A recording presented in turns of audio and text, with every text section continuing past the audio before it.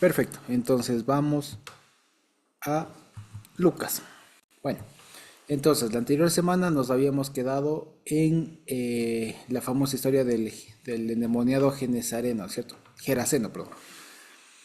Cierto, bueno, ya habíamos visto ya algunas cosas. Ahora vamos, Dios mediante, a terminar el capítulo 8 y nos aproximamos a lo que viene siendo la mitad del libro ya al menos temático, ¿no? Temático del libro de Lucas.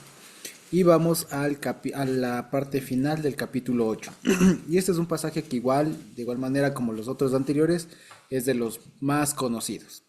¿No es cierto? Que es este famoso pasaje de la sanidad de la hija de Jairo, ¿no es cierto? Y también de la sanidad de la mujer que tiene flujo de sangre. ¿No es cierto? Entonces, muy bien. Vamos a leerlo. Entonces, vamos a leerle las dos partes, ¿de acuerdo? Dice así: Cuando volvió Jesús, le recibió la multitud con gozo. Ciertamente todos le esperaban. Entonces, he aquí que vino un varón llamado Jairo, que era un principal de la sinagoga, y postrándose a los pies de Jesús, le rogaba que entrase en su casa, porque una hija única era para él, porque una hija única era para él, como de 12 años, que se estaba muriendo. Y mientras iba, la multitud le oprimía. Ay, eso. Perdón. Entonces dice, porque una hija única era para él, como de 12 años, que se estaba muriendo. Y mientras iba, la multitud le oprimía. Pero una mujer que padecía de flujo de sangre desde hacía 12 años, quien por ninguno había podido ser curada, se le acercó por detrás y tocó el fleco de su manto, y al instante se detuvo el flujo de su sangre. Entonces Jesús dijo, ¿quién me ha tocado? Y negando todos, dijo Pedro, Profesor, la multitud te aprieta y oprime. Pero Jesús dijo, alguien me ha tocado, yo ciertamente sé, porque ha salido poder de mí. Entonces, cuando la mujer vio que no había quedado oculta, vino temblando y postrándosele, declaró delante de todo el pueblo la causa por la que le había tocado y cómo al instante había sido sanada. Y él le dijo, hija, tu fe te ha salvado, ve en paz. Estaba hablando aún cuando vino uno del principal de la sinagoga diciendo, tu hija ha muerto, no molestes más al maestro. Oyéndolo Jesús le respondió, no temas, solo cree y serás salva. Entrando en la casa, no dejó entrar a nadie con él, sino a Pedro, a Jacobo y a Juan, y al padre y a la madre de la niña. Y lloraban todos y hacían luto por ella, pero él dijo, no lloren, no está muerta, está dormida. Y se reían de él sabiendo que estaba muerta. Pero él, tomándola de la mano, clamó diciendo, niña, despierta. Entonces su aliento volvió e inmediatamente se levantó y él mandó que se le diese de comer. Y sus padres estaban atónitos, pero él les mandó que no dijesen a nadie lo que había sucedido. ¿De acuerdo? Muy bien, entonces hasta ahí es el pasaje que hoy toca, ¿no es cierto? Entonces, como ustedes ven, aquí algunas cosas nada más redaccionales. Una vez más, este pasaje que estamos leyendo está también recogido en los otros evangelios, tanto en el de Marcos como en el de Mateo, ¿no es cierto? Si no me equivoco, está en Marcos 5 y piquito, ¿cierto? Exacto, 5:21, y si no me equivoco también está en Mateo 8 o 9, si no me 9:18 exactamente. Bueno, la cuestión es la siguiente, y aquí debemos saber una cosa como para acordarnos, ¿no? Lucas, acuérdense que es del tercer evangelio, y Lucas sabe que ya hay otros evangelios o hay otras versiones de las historias que él va a contar. Y de donde más se apoya es en la de Marcos, ¿de acuerdo? Es en la de Marcos. Ahora, tiene algunas diferencias con la de Marcos, como ya hemos estado viendo en la mayoría de relatos, ¿no es cierto? Ahora, si yo les pregunto aquí, ¿de qué trata esto? ¿Qué me dirían? Así en dos frases, en una frase. ¿De qué trata este pasaje? Ya, dos milagros, ¿no es cierto? Ya, ¿de qué? ¿Cuál es el primero? En general, un milagro de Sanación. sanidad y el otro, Resucitación. exacto, un milagro de resurrección, ¿no es cierto? Entonces fíjense que de eso va el asunto. Ahora, lo que algunos, por ejemplo, opinan, ¿no es cierto? Lo que más bien dicho más bien dicho, lo que algunos estudiosos opinan respecto de esto es de cómo se pudo haber formado la historia de este pasaje, ¿ya? Y lo que y hay dos opiniones, ¿ya? La primera es que dicen que puede haber pasado así tal cual, o sea, que estaba Jesús caminando, viene lo de Jairo, ¿no es cierto? Viene Jairo y yendo a donde Jairo viene la mujer, se interrumpe la caravana hacia allá, muere la niña, se sana la mujer, muere la niña, va y le resucita. Luego la otra opción es que haya sido dos historias separadas que las juntaron después de manera redaccional. Cada una de estas, vale la pena decirlo, tiene sus argumentos, no solamente porque se les ocurrió. Especialmente para la segunda, es decir, que sean dos historias que se hicieron una manera de sándwich, es decir, con la mitad, en la mitad estando la historia de la mujer que tenía flujo de sangre, ¿no es cierto? Resulta que digamos, hecho ese sándwich, digamos, tiene que ver, o lo suelen justificar mayormente con cuestiones de redacción. ¿Por qué? Porque suelen decir ya analizando en el griego y todo lo demás, que por ejemplo toda la parte que tiene que ver con la hija de Jairo tiene unos ciertos tiempos verbales que utilizan en los verbos justamente, ¿ya? Pero cuando van a la historia de la mujer que tiene el flujo de sangre, son otros tiempos verbales, otros tipos de tiempos verbales. ¿Ya? Entonces, a partir de eso, lo que suelen decir es, parece que lo que en realidad es que son dos historias diferentes, o sea, digamos que pasaron las dos historias, pero que al momento de ya de redactar y de recoger las historias, cuando se estaba escribiendo el Evangelio, decidieron unirlas en un mismo lugar. ¿Ya? ¿Por qué? Porque tienen un hilo en común, ya tienen algunas cosas en común, como por ejemplo el tema de que son dos mujeres a la final a las que el Señor Jesús termina sanando, a las que el Señor termina haciendo el milagro, y también porque aquí ya vamos a ver que tiene, por ejemplo, Lucas enfatiza mucho en el número 12, ¿no? Que la mujer tenía 12 años con la enfermedad y la niña tenía 12 años. Entonces tiene mucho que ver con eso. Entonces, algunos suelen decir que, como les digo, las historias posiblemente hayan pasado en momentos diferentes, pero ya el momento de contarlas y el momento de que Marcos y Lucas y Mateo en su momento lo recogieron, pues las armaron de esta manera, digamos, ¿ya? Luego la otra forma está en pensar que pasó así tal cual, ¿ya? Como hemos visto, muchas cosas pueden pasar y no nos quita. El asunto es que lo cierto es que la historia llegó a los tres evangelios tal como está aquí contado. Es decir, como una especie de sándwich, como suelen decir, ¿no? Es decir, con el inicio de la historia de Jairo, que se interrumpe por lo de la mujer con flujo de sangre, y después termina la historia de la hija de Jairo. ¿Cierto? Eso básicamente. Ahora, aquí se puede ver algunas cosas. Fíjense ustedes. Dice el 40, ¿no? Cuando Jesús volvió, le recibió la multitud con gozo, ¿no es cierto? Entonces, ¿de qué se trata? Recuerden que Jesús había estado por el otro lado del mar de Galilea, en la región gentil, ¿no es cierto? Donde había salido el endemoniado Geraseno y todo lo demás. Resulta que aquí ya regresa y ahora sí regresa con mucha expectativa, que digamos con mucho cariño de parte de la gente.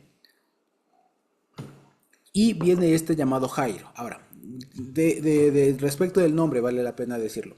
Jairo es la forma, ¿qué sería? En griego, ¿no es cierto? De un nombre hebreo. El nombre hebreo es Yair. Yair, ¿ya? No digo Jair porque esa es la forma hispanizada del nombre Yair, ¿ya? Que es Jair, ¿ya? Pero es Yair, que significa Dios le ilumine. ¿Ya? Eso significa Jairo, que Dios le ilumine. Yair. O sea, como Jairo, pero en vez de la J, la Y y sin la O final. Yair. Igualito. ¿Ya? ¿Qué significa Yair? Significa que Dios, que el Señor le ilumine. ¿No? ¿A quién le ilumina? Pues al portador del nombre. Que Dios le ilumine a esa persona. ¿Ya? En todo caso, fíjense que aquí se le presenta como un principal de la sinagoga, ¿no? Ahora, el cargo como tal, digamos, no se explica mucho, simplemente se dice que era alguien importante de la sinagoga. ¿Ya? Es decir, de hecho, principal ahí aparece la palabra argi o arjos, que es como cabeza. ¿Ya? Era un dirigente de la sinagoga. Lo interesante, como les digo aquí, es que más allá de eso, esta persona sería posiblemente un fariseo que era seguidor del Señor Jesús. ¿Ya? Lo que nos demuestra una cosa también entre líneas, que esta disputa que el Señor tenía con los fariseos y todo lo demás no era en realidad con todos los fariseos, sino eran con una ala, con una cierta ala de los fariseos. Había otros como Jairo que sí le seguían, ¿ya? Que sí le seguían y todo más. Incluso posteriormente el mismo Pablo, ¿ya? Que el mismo Pablo era fariseo y él mismo le siguió. Nicodemo también. Entonces, fíjense, había varios fariseos, incluso de alta estirpe, digamos, ¿no es cierto? De una cierta jerarquía, que le seguían al Señor Jesús. Ejemplo, aquí este mismo Jairo, el mismo Nicodemo e incluso hasta el mismo Pablo. ¿Ya? Sin embargo, lo que llama la atención es que este momento, por ejemplo, no tuvieron la riña que después tuvo el apóstol Pablo, que ya casi que tuvo que dejar de ser fariseo. Aquí Jairo seguía siendo principal de la sinagoga, ¿ya? Y como tal tenía cierto poder, tenía cierto estatus económico incluso, ¿ya? Entonces dice que un principal de la sinagoga, este famoso Yair, postrándose a los pies de Jesús, le rogaba que entre en su casa, ¿ya? Y que vaya a su casa, porque una hija única era para él como de 12 años que se estaba muriendo, ¿ya? Ahora fíjense ustedes, si leemos, y aquí lo he traducido un poco más literalmente, si lo vemos en la Reina Valera diría algo así como que porque tenía una hija única, ¿cierto? Tenía. El asunto es que ahí no aparece el verbo tener, aparece esta frase una vez más, era para, ser para, que eso como sabemos ya y hemos visto varias veces, en la mente hebrea especialmente en el lenguaje para ellos, digamos, no había el verbo tener, o sea, no había gramaticalmente el verbo tener, pero la idea de posesión se expresaba con esta fórmula, ser para. Entonces, en hebreo yo no digo yo tengo una casa, yo en hebreo digo hay una casa para mí, ¿ya? Y en hebreo yo no digo tengo una hija, en hebreo digo hay una hija para mí, ¿ya? Y en el caso de Jairo, leyendo acá diría había una hija única para él, o era una hija única para él. ¿Ya?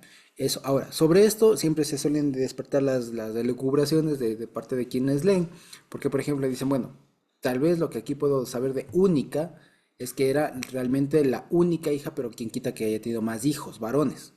O la otra, que sea realmente la única y que no tenga más. ¿Ya? Sea como sea, el asunto es que aquí nos dicen que era alguien muy preciada, era su única hija, como de 12 años que se estaba muriendo. ¿De acuerdo?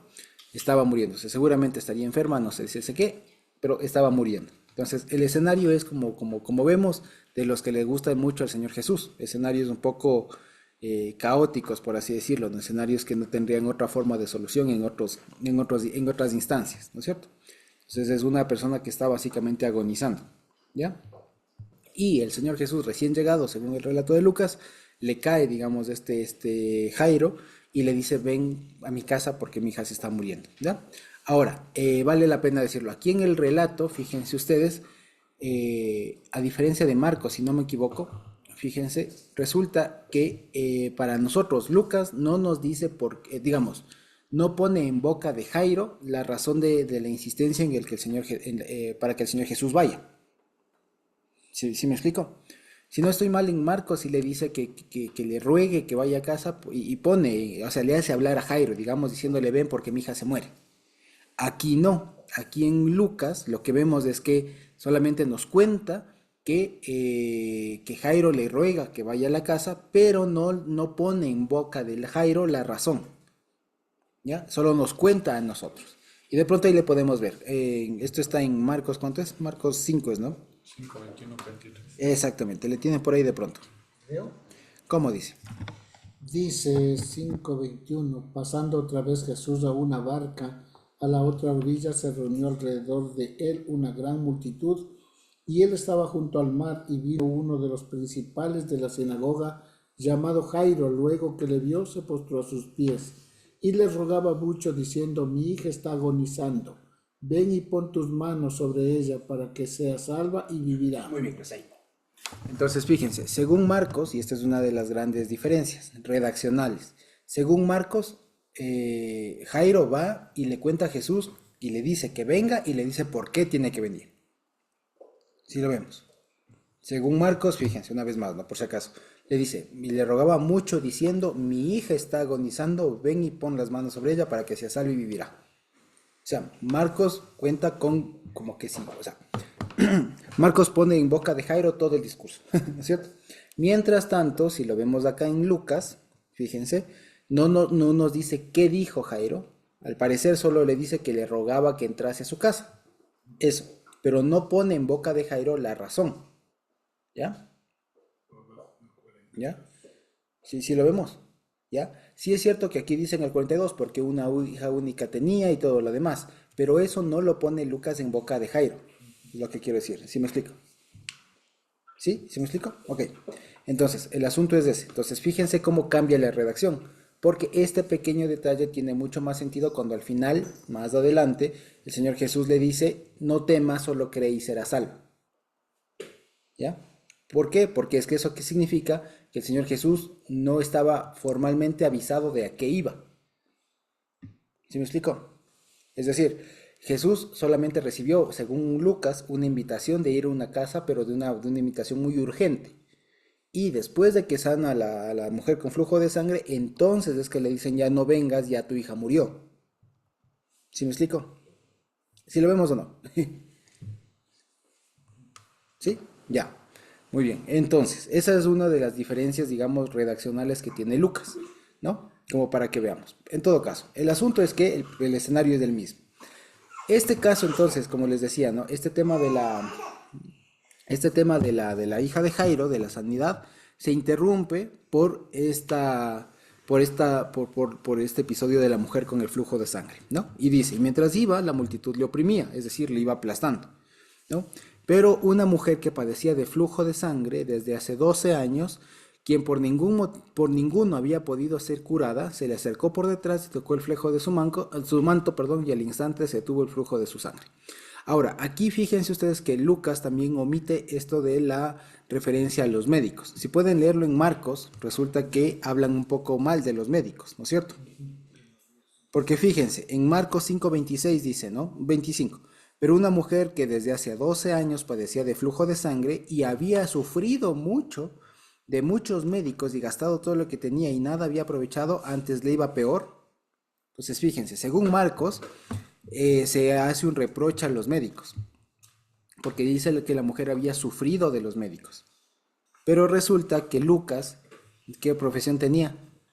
Era médico.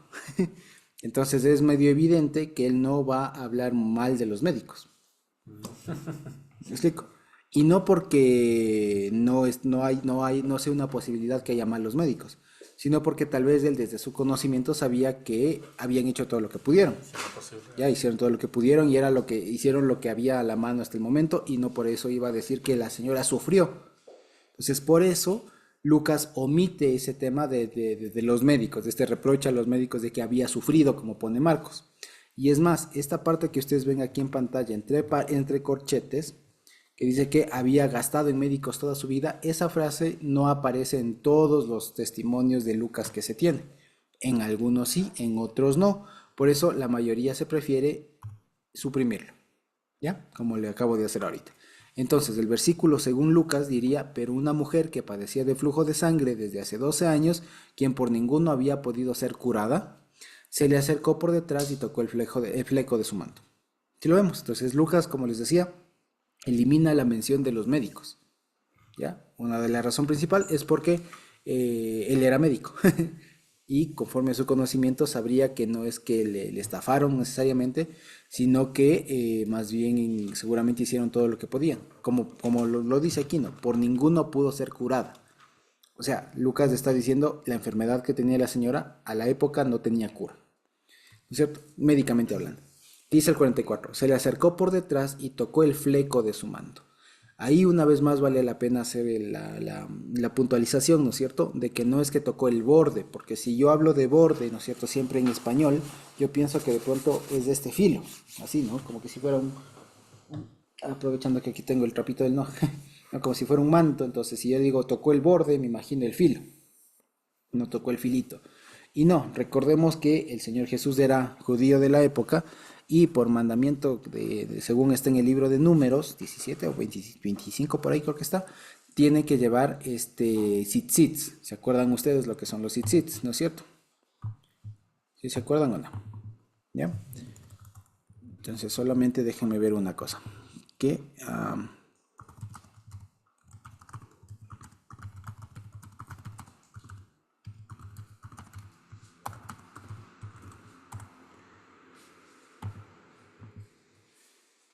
ya, aquí justamente lo que quería era mostrar una imagen.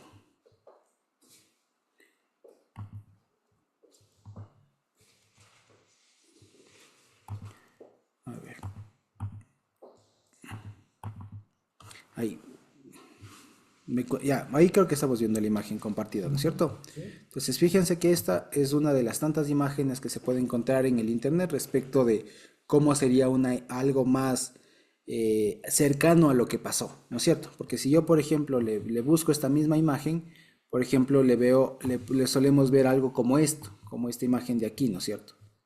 Ahí, como esta imagen de aquí, le voy a abrir en algo así, ¿no es cierto?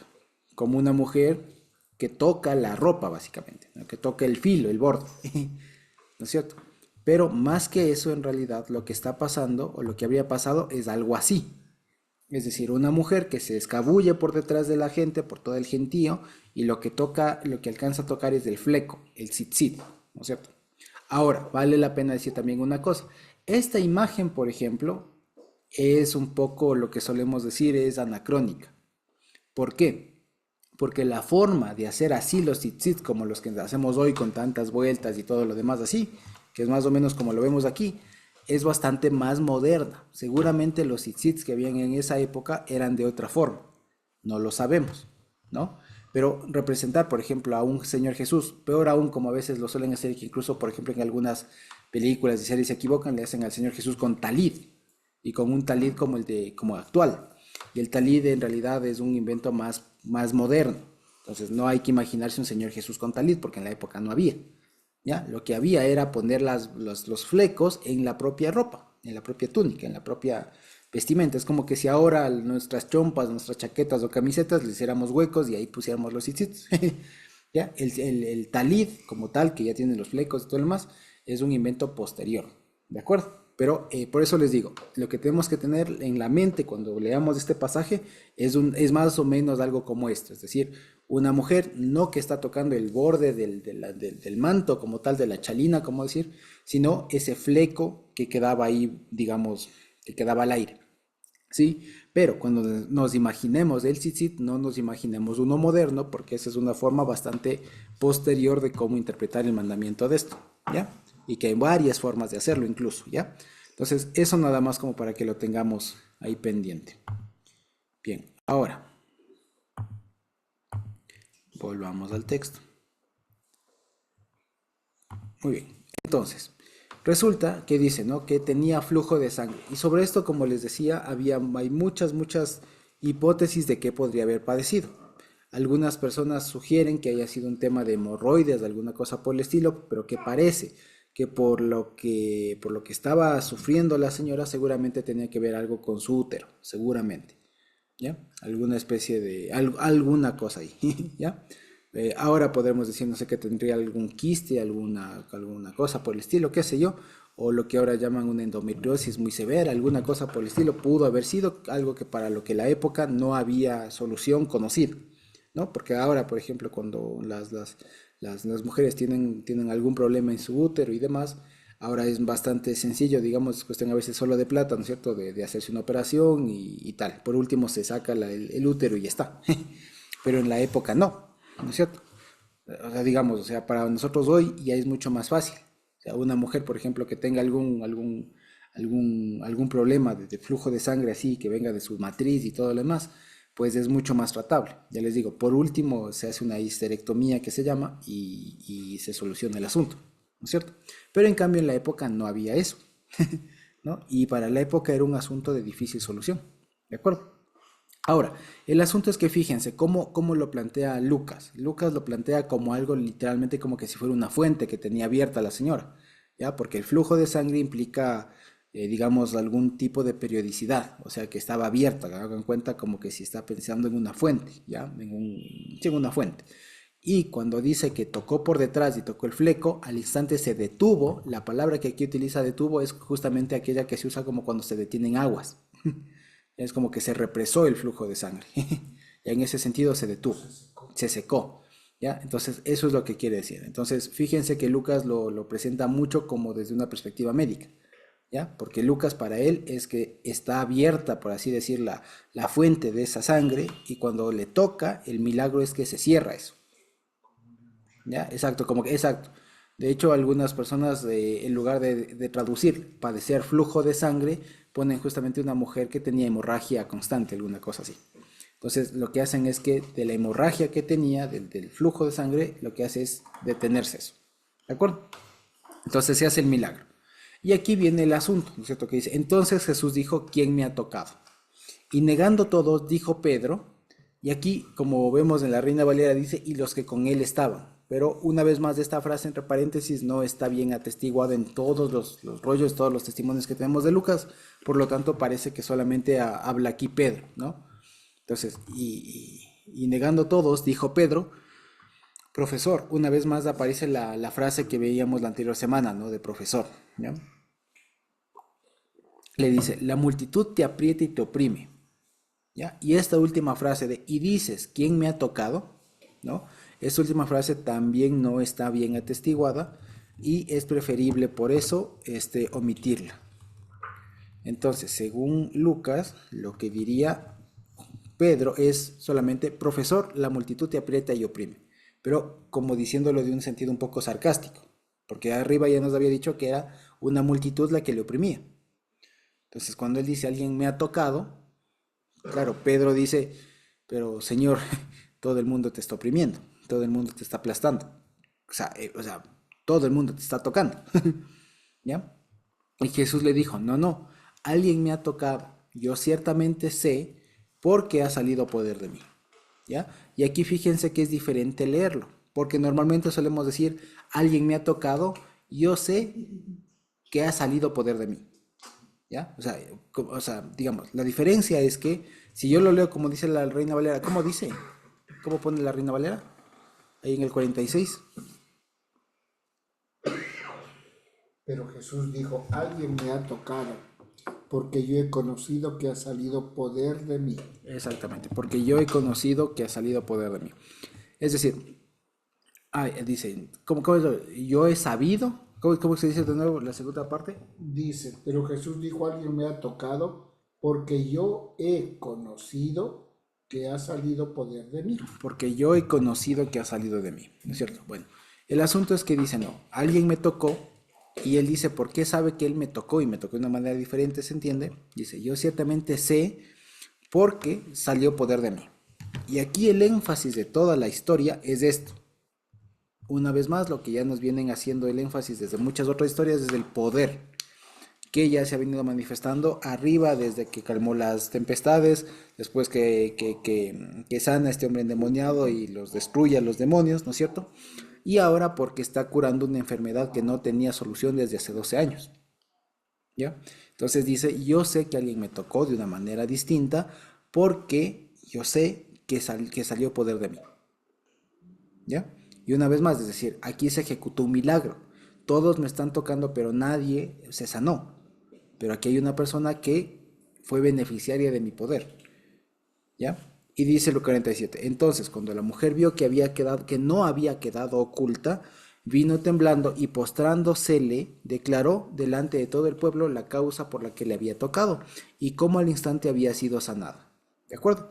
Aquí también es otra forma de cómo lo presenta Lucas, porque si lo vemos esto en Marcos, resulta que le hace hablar, ¿no? En Marcos se recuenta lo que dice esta señora, ¿no? Esa mujer, y dice, no, yo padecía, y como que le hace participar, pero como que le hace la forma en cómo se le presenta ese discurso, digamos, es un poco más como que parece un poco desde la culpa, ¿no? Como de sí, perdón, yo toqué, pero perdón, ¿no es cierto? El asunto es que aquí no, aquí Lucas lo presenta no como una forma de pedir perdón, digamos, sino que lo hace como una forma como lo pone aquí, como una declaración. O sea, no lo hace como una forma de pedir disculpas, sino como una forma de testimonio, ¿ya?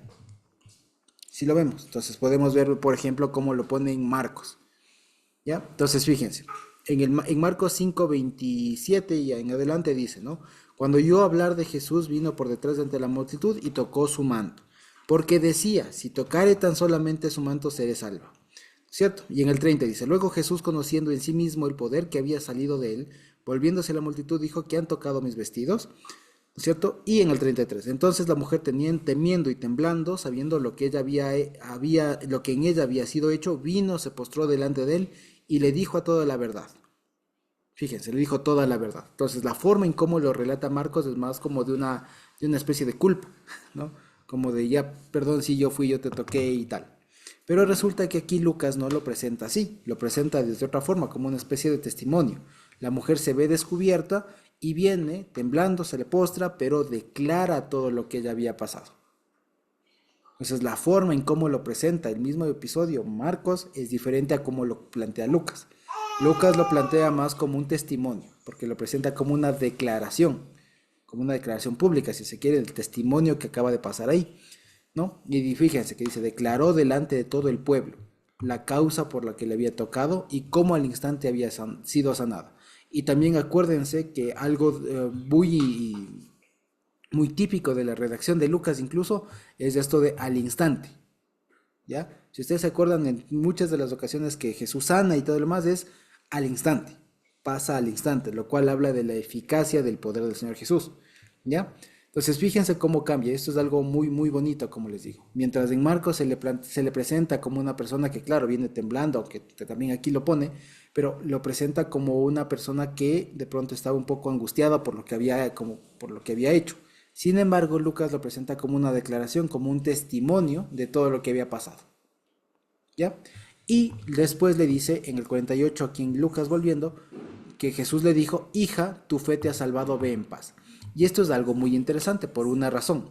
¿Ustedes se acuerdan de estas leyes de limpieza que había, de limpieza o sí, de limpieza, digamos, que había que había en la Torá? ¿Se acuerdan ustedes? ¿Sí? ¿Sí o no se acuerdan? Ya.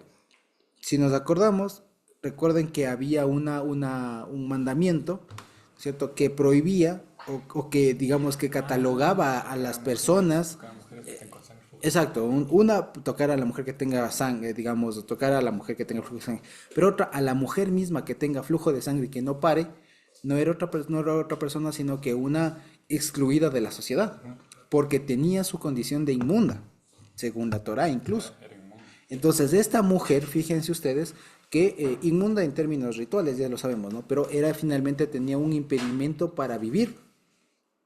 Tenía un impedimento para vivir. Y fíjense ustedes que aquí esto, como les digo, está presentado este pasaje ya a los hermanos gentiles. Está presentado a los hermanos gentiles, no a los judíos, pero la forma en cómo lo hace, fíjense que es de una forma diferente, ¿ya?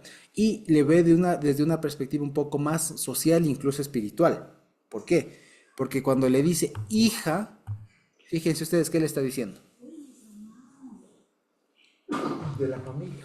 Exacto, tú eres parte de aquí, ¿no es cierto? ¿Ya? Cuando el Señor Jesús le dice hija, ya es bastante porque le está diciendo tú eres parte del pueblo. Tú ya no eres una persona que está excluida. Le está diciendo tú eres de los nuestros.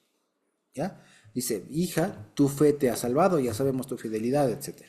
Y lo otro que le dice, ve en paz, esta es la misma respuesta, ¿no es cierto? Esta es la misma respuesta que, ¿se acuerdan ustedes? Le da el sumo sacerdote Elí a Ana después de que está orando. Ve en paz. Es la misma respuesta que está ya en primera de Samuel 1:15 por ahí creo que está, ¿no? Que cuando está llorando Ana por su aflicción y todo lo demás, ella le expone y se acuerdan que Ana está como que sollozando, solo moviendo los labios, que Elí le confunde con alguien borracha, y él le dice, no, Señor mío, estoy aquí porque, y le cuenta todo su padecimiento, que no podía tener hijos y todo lo demás, y resulta que después le entiende, le dice, bueno, Señor te conceda, ve en paz. Entonces utiliza el mismo lenguaje que en ese momento, fíjense ustedes, incluso utiliza el sumo sacerdote. El asunto es que aquí también, como les decía, hay un lenguaje, digamos, algunos asuntos entre líneas, ¿ya? Y esto explica también por qué la mujer tiene tanto cuidado de acercarse por las espaldas y no pedir el milagro de frente, porque era una mujer que estaba ritualmente inmunda. Entonces, una mujer y cualquier persona ritualmente inmunda no podía pedir el milagro directamente, tenía que hacerlo de manera furtiva, ya tenía que hacerlo de manera camuflada, a escondidas, y así, exacto, como lo hizo ella. Eso explica por qué es que llega por las espaldas y dice, tengo que tocar algo de él, porque es que no puedo, o sea, ¿cuál era su impedimento? Era un impedimento social. porque socialmente era una mujer rechazada. Socialmente era una mujer que cualquier persona que le tocaba quedaba inmunda además. Entonces era algo como que si fuera contagioso. Entonces imagínense una persona que haya vivido buena parte de su vida de esa manera. ¿Ya? Aquí se entiende que, por ejemplo, esta señora tendría, qué sé yo, como dice aquí, el padecimiento de 12 años, no sé, supongamos que esta persona tendría, tal vez quisiera pensar así, tal vez que no tendría más de 30 años. Si, no, si tuviera algo de 30 años, casi la mitad de su vida habría pasado enferma. Ahora imagínense lo que es pasar en esa sociedad, en ese momento histórico, 12 años excluida. Sí, imagínense, y aparte que como dicen los otros evangelios, que haya gastado todo en médicos y todo el más y que nadie le pueda sanar. Entonces era una cuestión horrible, ¿ya? Y aquí el Señor ejecuta un milagro y el milagro como tal no es tanto el tema del flujo de sangre, ¿ya? Una vez más, el milagro es lo que viene después, ¿ya? ¿Por qué? Porque a veces nosotros, y esto vale la pena siempre verlo, ¿no? A veces uno piensa que el milagro está en solventar la enfermedad, la dolencia, no sé, lo que a uno le limita, ¿no? En curarle, en lo que sea. Y no, ese no era el milagro. El milagro en realidad es lo que viene después. El milagro es del para qué. ¿Me explico? ¿Por qué? Porque, por ejemplo, ¿cuál era el milagro aquí? El milagro no era solamente que le cure. El milagro lo que ella quería es volver a estar bien para poder estar en la sociedad, pues. ¿Me explico? Para ser otra vez persona. Para poder vivir. ¿Por qué, por ejemplo? Ahora, ¿por qué les digo esto? Ahora, por ejemplo, no nos asustaríamos que una hermana, por ejemplo, tenga algún problema así. No le excluiríamos, ¿no es cierto? O es más, puede que alguien lo tenga y no hace falta que sepamos, ¿no es cierto? Y le estamos tocando y estamos en contacto, o sea, no le excluimos. ¿Sí me explico? Entonces, el milagro no está solamente, o sea, ¿por qué parece esto milagroso? No es solamente milagro porque le sana la dolencia a la persona, sino porque eso se convierte en un obstáculo para ser parte del pueblo. Ese es el verdadero milagro. Exacto, porque le inhabilita para ser completa, y completa no es solamente en su salud, sino para que sea parte del pueblo, para que sea hija. Ese es el milagro más en el fondo. Y por eso les digo, a veces cuando uno ora, por ejemplo, por una enfermedad, por una dolencia, uno a veces ora porque le quiten el malestar. Y no es solo eso. A veces por eso es que hay que, como dice Santiago, hay que orar bien, hay que orar pidiendo bien. Porque no es solamente el tema de la enfermedad. O sea, eso puede ser algo así muy doloroso y todo, pero hay que ver algo más. O sea, en realidad eso, ¿qué le impide? El milagro entonces no es que me sane necesariamente. El milagro lo que yo busco es que me permita trabajar, qué sé yo, que me permita integrarme a la sociedad, alguna cosa. Y si es que eso es lo que yo busco, la enfermedad pasa a segundo plano. ¿Me explico? Porque, por ejemplo, aquí lo que la señora, por así decirlo, seguramente haya sido muy incómodo en su salud, pero lo que ella en el fondo quería no era solamente su salud, era ser parte del pueblo, ser hija, no sentirse excluida, no sentirse inmunda, que eso venía con una carga social horrible de apartarle. Entonces, ¿qué era lo que se buscaba? Que esté en paz. ¿Ya? Y para estar en paz se puede lograrlo de muchas maneras. ¿Me explico? La forma más óptima aquí era sanándole. Pero como les digo, el milagro no es solamente el que le haya cerrado su flujo de sangre, sino que se haya podido reinsertar de nuevo a la sociedad. Eso es lo más importante. Por eso les digo, cuando a veces nosotros oramos por cualquier tipo de milagro, tenemos que ver, como se dice en inglés, the bigger picture, o sea, la imagen más grande, el cuadro más grande. ¿Por qué? Porque si uno a veces se enfrenta con la enfermedad, con la dolencia, con eso urgente, a veces no es la solución que eso se solucione, ¿ya? A veces incluso puede que no se sane la persona porque no eres el problema, ¿ya? O que no se solucione, no sé, lo que aqueje, ¿ya? A veces el asunto es que hay que ver qué mismo es el mal, ¿ya? Entonces fíjense, eso más que nada. Ya, como les digo, esto nos hace tener otra perspectiva respecto de las dolencias, de las cosas que nos pasan. ¿Ya? ¿Por qué? Porque a veces uno piensa que como me duelen las manos, que me duele algo, que tengo una enfermedad, me diagnosticaron esto y que puede ser muy duro, pero a veces uno le pide al Señor que le sane, que le quite, que ya me dé un alivio, pero a veces el problema no es ese. En realidad a veces eso se vuelve un obstáculo para algo más. Y en ese algo más es donde a veces hay que poner la vista. para ver cómo se soluciona eso. ¿Ya? Y ahí teniendo bien claro ese algo más, ¿no es cierto? Es cuando el Señor puede obrar y ahí sí nos cura, nos sana o nos da otra solución. ¿Me explico?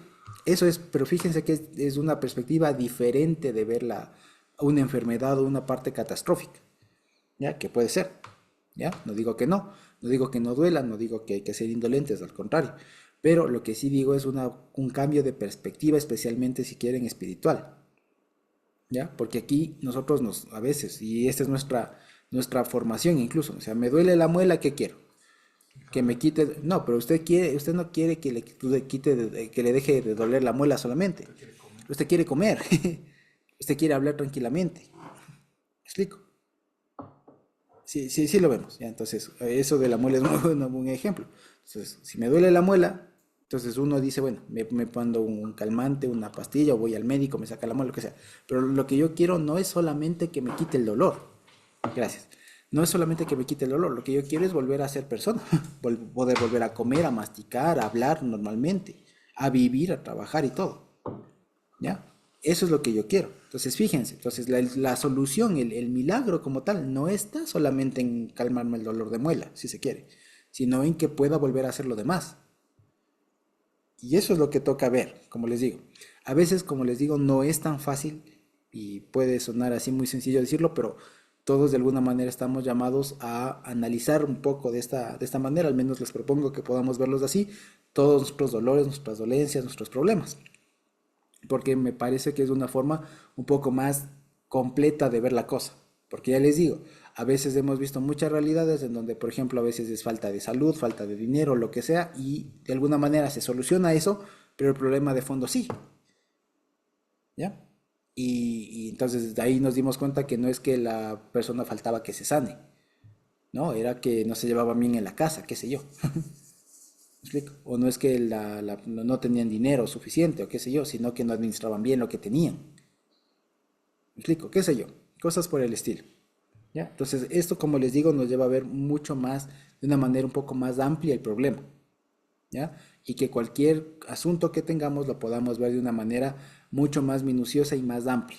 ¿Ya? Que nos permita ver justamente esto en qué medida me afecta y qué me impide. Y si es que para llegar a eso que ahorita estoy bloqueado, puedo verlo por otro lado y tal. Más que nada. Y para ver si es que realmente necesito el milagro para poder seguir haciendo lo que me impide. ¿Sí me explico? Porque, por ejemplo, digamos, hablando del dolor de muela, por ejemplo, si yo tengo un dolor de muela y es porque mi muela ya no hay solución, ¿no es cierto? ¿Cuál es la solución? ¿Mandarme analgésicos? Ya, es una solución, claro, pero sé que no es una solución definitiva. ¿Cuál es la solución realmente para yo poder volver a ser completo, volver a comer y todo lo demás, hablar y todo lo demás? Es sacarme. ¿Me explico? Entonces fíjense que ahí es lo que les trataba de decir, o sea, hay que ver bien el asunto. Eso, en fin. Entonces, cuando la mujer esta se sana de su afección, la que haya sido, ¿no es cierto? Le vuelve a llamar hija. Y eso es lo más importante, porque una vez que le llama, que se sana,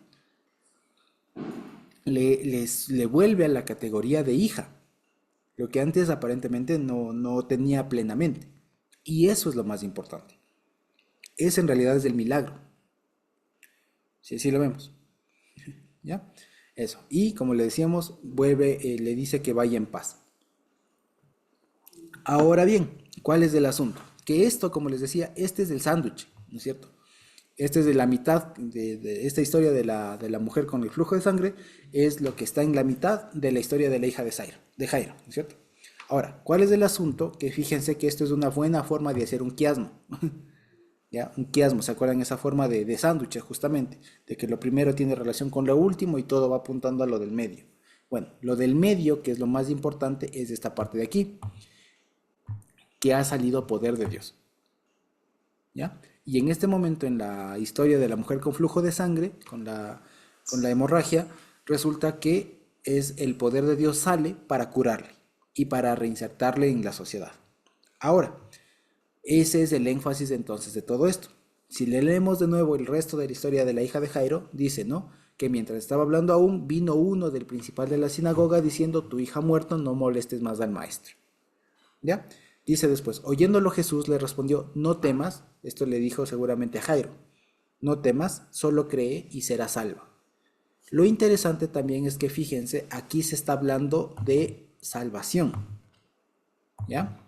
No le está diciendo tu hija será sana, y ni siquiera a la mujer que tenía la hemorragia le dice tu fe te ha sanado, tu fe te ha salvado. Por eso les digo, el verdadero milagro no es que le cure el flujo de sangre, es que le elevó a la categoría de hija, le salvó. Ese es el verdadero milagro, ¿ya? Y lo mismo va a decir de la hija de Jairo, ¿no? Tú solo cree y ella será salva, ¿de acuerdo?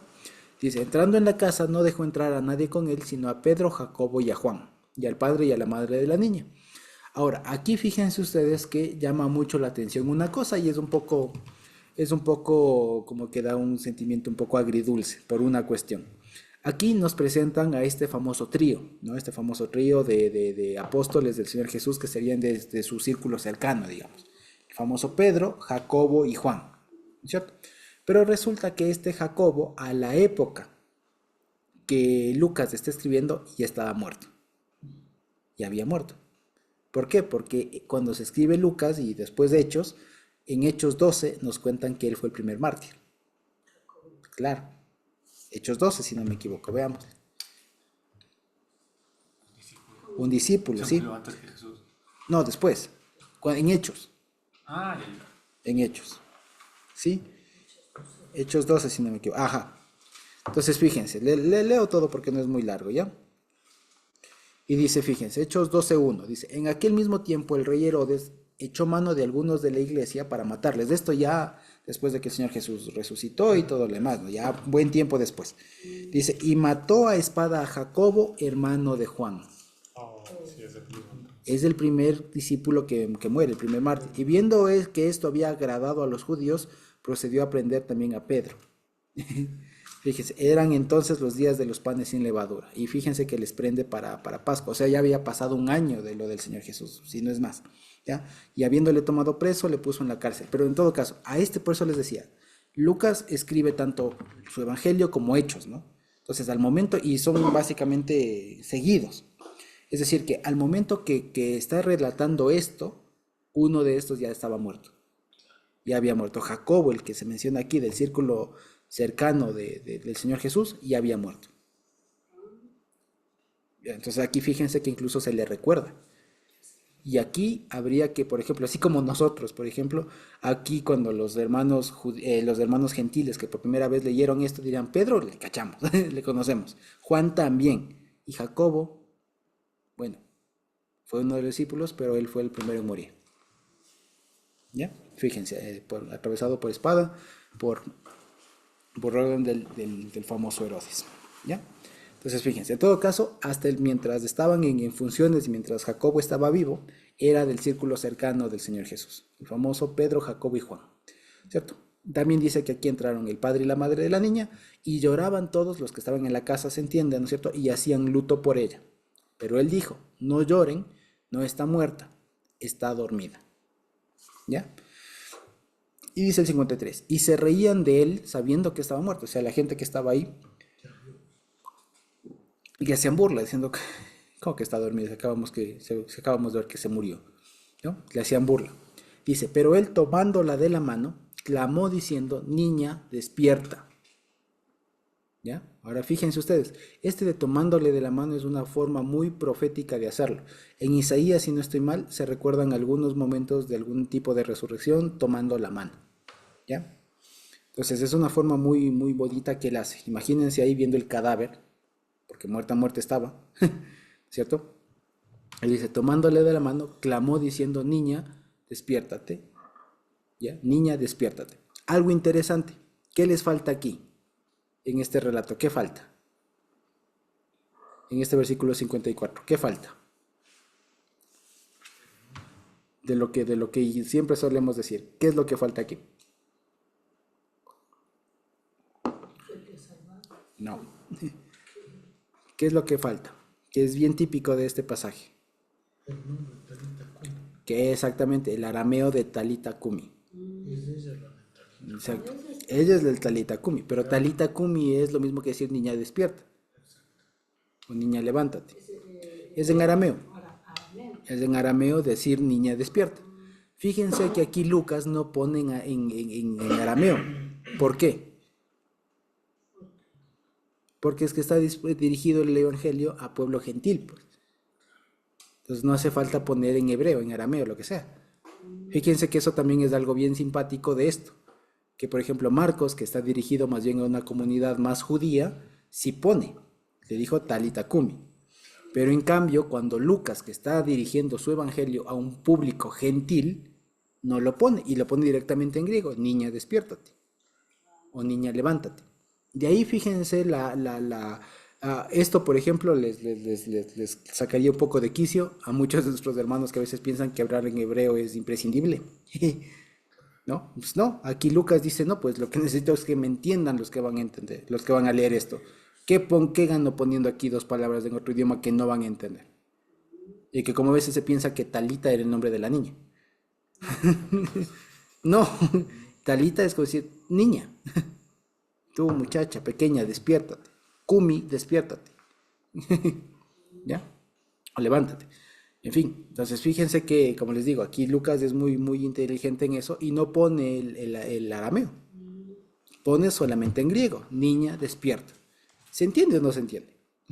¿Hace falta así el arameo? No, porque su público no iba a entender eso posiblemente. Iba a hacer ruido, ¿ya? Entonces fíjense que es muy interesante, como les decía, a veces el dejarse un poco de temas de tecnicismos cuando no son relevantes, cuando tranquilamente se puede utilizar el otro idioma para que me entiendan. De nada gano aquí diciendo yo y le dijo Talita Kumi. A la final le dijo que se despierte, niña despiértate, niña levántate, ¿cierto? Lo puedo decir perfectamente en español ahora, si quieren en inglés, en otro idioma, se puede traducir en lo que ellos entienden, en lo que el público de Lucas debe entender. ¿Ya? No hace falta poner ahí tanta cosa, ¿no es cierto? ¿Ya? Y tampoco fíjense que hay una cuestión como de no, es que en esta palabra necesito, no es lo mismo, en este caso no es ese. Hay casos en donde sí, no traducen bien y todo lo que ustedes quieran, pero este no es el caso. Y cuando no es el caso y cuando no hace falta una revisión de la traducción, deje tal como está y se entiende. ¿Ya? Y dice, entonces, fíjense ustedes, su aliento volvió e inmediatamente se levantó y él mandó que se le diese de comer. Y sus padres estaban atónitos, pero él les mandó que no dijesen a nada, no dijesen a nadie lo que había sucedido. Ahora, fíjense ustedes, aquí noten cómo es que Lucas relata esto, que su aliento volvió, ¿ya? Es decir, que volvió a respirar. ¿Ya? Ahí literalmente dice su espíritu volvió, pero ya sabemos del tema del espíritu, así que es su aliento, su fuerza, su impulso, si se quiere, volvió, ¿no es cierto? Y se levantó y le mandó que le diesen de comer, ¿ya? Y esto de que le diesen de comer es justamente como una prueba de que la niña está viva, de que está funcionando, de que volvió a vivir, ¿ya? Ahora eso, fíjense por un lado. Y después del 56 dice, y sus padres estaban atónitos, pero él les mandó que no dijesen a nadie lo que había sucedido. Y esto, fíjense ustedes, del versículo 56, es un rezago, sí, un rezago, algo que quedó del relato de Marcos, porque acuérdense que Marcos, cuando leíamos todo esto, Marcos venía con un discurso muy fuerte de no digan quién soy yo, no soy, cállate, incluso a los demonios que sacaba, le decía cállate, no digas que soy yo después, que es que, porque Marcos maneja mucho esto que se suele denominar el secretismo del Mesías, ¿no? Entonces que no, todavía no es el momento, todavía no es el momento, aún no hables y todo lo demás. Aquí fíjense que para Lucas no es importante el tema del secretismo, porque desde el versículo 1 ya se sabe que él era el Mesías y todo el más, del poder y todo el más, pero aquí queda ese rezago, porque evidentemente Lucas tomó esta historia de otra fuente. Y a Lucas, evidentemente, como ya vimos y hemos visto, en ningún momento manda a callar a la gente de que él era el Mesías. Pero aquí sí. ¿Ya? Y esto se explica porque es que lo está tomando de otras fuentes, lo está citando en ese sentido. ¿De acuerdo? Ahora, como les decía, de qué se trata entonces de qué se tratan estas dos historias de la hija de Jairo y de la mujer con hemorragia? Es del poder, que en este caso se demuestra el poder en que sana a una persona con el objetivo de volverle a ser hija, con el objetivo de salvarle, y por otro lado también de salvar o de demostrar su poder para volver a la vida a una niña y también salvarle, que sea salva, ¿ya? Y vale la pena decirlo, hay muchas personas que cuando ven un episodio de resurrección, enseguida lo relacionan con la resurrección del Señor Jesús. Ya intentan ver ahí similitudes y todo lo demás. Pero lo más recomendable es no hacerlo. ¿Por qué? Porque no es del mismo tipo de resurrección. Aquí se trató de una niña, de una mujer, un ser humano, que murió y volvió a su misma condición de vida. O sea, no es que resucitó para nunca más morir. Lo mismo que pasó hace unos capítulos, ¿se acuerdan ustedes con el hijo de la viuda de Naín? Que también estaba pasando, su único hijo le resucita y tal. ¿Ya? O el mismo, ¿cómo se llama? El amigo de Jesús, Lázaro, ¿no? El mismo Lázaro le resucitó, pero no es que desde ahí no murió. Eventualmente murió de viejo, digamos, ¿no? Es decir, esta resurrección no es bueno tomarla como una referencia para entender la resurrección de Jesús, porque no es del mismo fenómeno. Aquí esta persona resucitó de esa condición, pero eventualmente después volvió a morir. Entonces no es la misma, no es del mismo tipo que lo del Señor Jesús, porque Él resucitó para nunca más morir, porque Él es la vida, etc. ¿Cierto? Entonces, ¿cuál es el asunto aquí? El asunto es que aquí el Señor Jesús está demostrando que Él tiene poder sobre la muerte incluso, y que tiene el poder para hacer volver a funcionar un cuerpo que ya no tenía vida, para hacer volver a funcionar todo eso, que si desde un punto de vista médico lo intentamos explicar es algo imposible. En mi caso, cuando a mí me enseñaban, tuve la oportunidad de estudiar un poco de criminología y tal, y nos enseñaban que justamente cuando una persona fallece, por ejemplo, y ya le intentan incluso resucitar, hacerle RCP, ¿no? Y todo lo más, le bombean, le soplan, le ponen incluso el shock, la electricidad y todo lo más. Si no reacciona después de tantos intentos, ya no se puede porque ya el cerebro dejó de funcionar, ya no recibe tanto oxígeno, incluso si volviera a vivir, si se le volviera a dar impulso al cuerpo, ya no tiene las mismas funciones, queda horrible. Entonces ya no hay vida. Digamos, eso ya no es vida en realidad. Ya no funciona el cuerpo, se paran muchas funciones, especialmente el cerebro, después de no sé cuántos, 2 minutos, no me acuerdo, algo así, sin oxígeno o alguna cosa así, ya queda, ya queda fuera, ya no sirve, se muere, literal. La sangre mismo ya no funciona, claro, el corazón, los órganos mismos dejan de funcionar y ya no es viable la vida. Ahora, haga usted a eso darle reto. Ya, ya les digo, o sea, médicamente hablando, eso es imposible. ¿Cómo hago yo que un cerebro que ya ha estado sin oxígeno, que ya está paralizado, vuelva a funcionar de nuevo? No, pues, es que no se puede porque ya sin oxígeno muere. Ya, es como ustedes, por ejemplo, es como que si ustedes una plantita que le dio el solazo o le sacaron de la tierra y ya se marchita, le vuelvan a meter vida para que otra vez esté frondosa y vida. No, no se puede. O sea, ya no, uno ve una hoja marchita, una cosa, dicen ya, bote, sáquele, corte, lo que sea. Ya, ahora hagan cuenta que el Señor Jesús tiene la tecnología, el poder, para a eso marchito devolverle y hacerle el control Z. Ya, hacerle un retroceso. Que eso básicamente es la resurrección en este sentido, ¿no? O sea, algo que ya estaba paralizado le vuelve a hacer funcionar.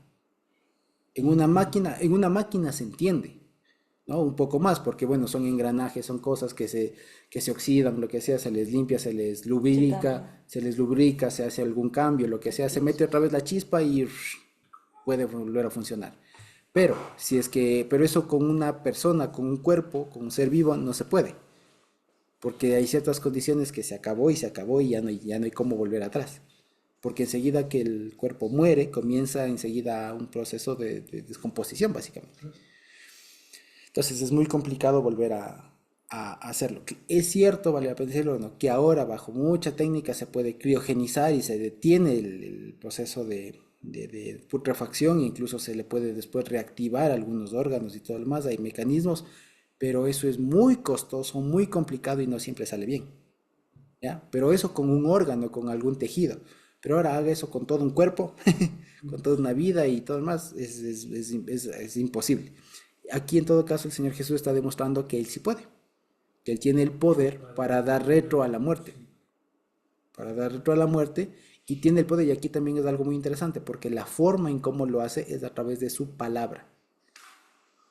No hace ningún ritual, no hace un show, un espectáculo, se acerca, le toma la mano y en voz alta dice, niña, levántate. Y la niña le obedece, ¿no? Y vuelve a vivir. Lo que ya les digo, hablando en términos médicos, es algo que uno no se imagina. ¿Cómo es que algo ya muerto, ya inerte, flácido, vuelve otra vez a funcionar? Y come. Ya es algo como dice aquí, para quedarse atónito, o sea, sin aliento y todo lo más. Jesucito. Hace un tiempo atrás tuvimos un estudio precisamente con algunas líderes, pastores, y entre ellos estaba un médico, un hermano médico, ¿no?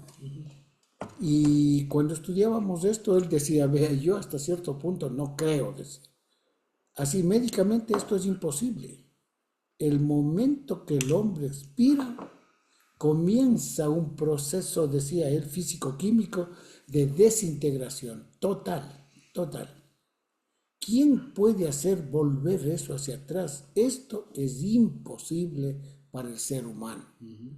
Entonces tiene que ser el mismo Dios, autor de la vida, que con su palabra, niña, a ti te digo, levántate, que con esa palabra se dé un proceso retroactivo, ¿no? De todas las funciones del cuerpo. Y no solamente eso, sino también de su espíritu, ¿no? De su espíritu, que es el que sostiene al cuerpo. Entonces, es un proceso, es muy fácil decirle le resucitó, ¿no? Pero ya analizado desde la perspectiva médica, esto es un imposible hecho posible solo por la mano de Dios. Y eso da la seguridad de a quién seguimos. No seguimos a un simple humano con características extraordinarias, sino al mismo Dios. Y nos da seguridad, nos da fe, nos da convicción para seguir y confiar en Él. Exactamente. Tal cual, como les decía, ¿no? Lo que estamos viendo acá es el poder de Dios. O sea, acuérdese que para Él no es ningún problema revivir a alguien. Para Él no es ningún problema sanar un diagnóstico que la medicina dice que no hay. Que no hay más. O sea, para Él no hay problema. El asunto, como les digo, ¿cuál es el tema? Porque no se puede de aquí salir muy alegremente a decir, no, bueno, hazme a mí como le hiciste a la hija de Jairo, o hazme a mí como le hiciste a la mujer con hemorragia. No. ¿Cuál es el asunto? Que había un propósito detrás. ¿Ya? ¿Cuál era el asunto? Por ejemplo, con la hija de Jairo nos dice que era su única hija. Entonces el asunto era, además, digamos, era un tema de posteridad de la familia. No era solamente de que es mi hija, es mi única hija y mi hijita. O sea, dejando los afectos de lado, ¿no es cierto? Lo que está diciendo es, esa familia necesitaba a esta niña. Y además el Señor le necesitaba a esta niña salva. Lo mismo a la mujer con la hemorragia. No era solamente porque pobrecita, como ha sufrido tantos años, hagamos el milagrito. No. Esta persona necesitaba ser reintegrada a la sociedad. Y ese es el mayor milagro. Lo mismo acá. El milagro no es solamente que se le haya resucitado a la niña. El milagro es que esa familia tuvo posteridad. Ese es el verdadero milagro si lo ven en el fondo. ¿Ya? Porque es algo que era imposible. O sea, ese era una traba para algo más. ¿Ya? O sea, que la niña se muera era un obstáculo para que esa familia tenga posteridad. ¿Me explico? Lo mismo, la enfermedad de la mujer era el obstáculo para que sea reintegrada a la sociedad, al conjunto de todos los salvos.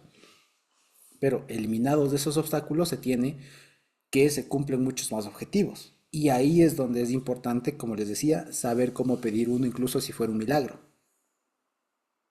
No solamente, o sea, verlo, que ver y pedir al Señor que genere, ¿cómo se dice? Que opere un milagro en la medida en la que permite lograr muchos otros objetivos, ya sin ese obstáculo. Como les digo, si mi obstáculo, por ejemplo, mi invento es que tengo una deuda de $40,000, qué sé yo, ya. Mi obstáculo es ese, pero ¿de qué me impide ese obstáculo? ¿Qué me impide? más allá de lo obvio. ¿Ya? Pero ¿qué me impide? Hay algo más. Entonces no lo sé. Tal vez sin esa deuda yo puedo ayudar a más personas, no sé, puedo ser más proactivo, puedo, no sé, me explico. Pero si es solamente salir de la deuda por salir de la deuda, tal vez no es lo propio. O la enfermedad, ¿no? Entonces, si yo quiero ser sano solamente por ser sano, tal vez no es lo que no está viendo bien toda la cuestión. ¿Qué es el asunto? Si yo estoy enfermo, ver qué me impide. Decir, bueno, me impide ir a predicar, me impide leer más, me impide preocuparme por mi familia, qué sé yo.